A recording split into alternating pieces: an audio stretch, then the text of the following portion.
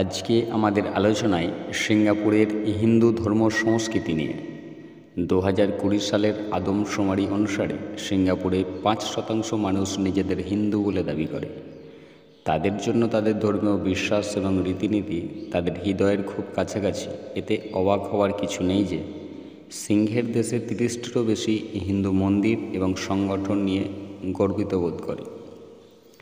উৎসব বিশেষ করে দীপাবলি একটি সরকারি ছুটি হিসাবে পালন করা হয় এবং পোঙ্গল ধর্মীয় উৎসাহের সাথে পালিত হয়। এর জনপ্রিয়তা এলাকাকে জীবন্ত করে তোলে, কারণ এটি প্রতি দেওয়ালি এবং পোঙ্গলের রাস্তায় আলো দিয়ে সজ্জিত হয়, যা জানুয়ারিতে তামিলদের দ্বারা উদযাপন করা সবচেয়ে গুরুত্বপূর্ণ ফসলের উৎসব।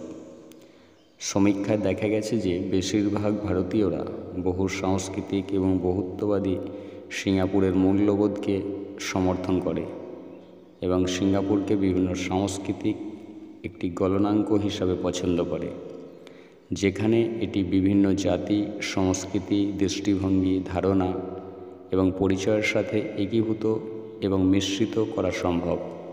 হিন্দু ধর্ম সংস্কৃতি শুধুমাত্র সহাবস্থানেই নয়, মিশে যেতে এবং মিশ্রিত হতে সাহায্য করে।